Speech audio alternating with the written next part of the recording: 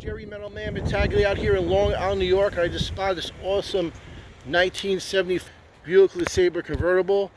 Looks like it's last time it was inspected was 2008, but this car is awesome.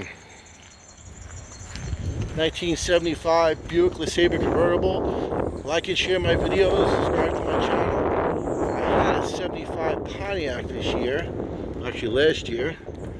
This car was loaded with a bunch of junk, but these cars are awesome. The last year of the big full-size convertibles, General Motors.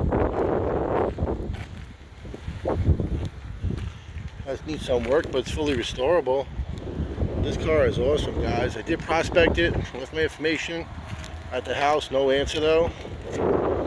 But guys, an awesome 1975 Buick Le Sabre convertible right here in Long Island, New York. Would you restore this car? This car is awesome. So guys, like and share my videos, subscribe to my channel.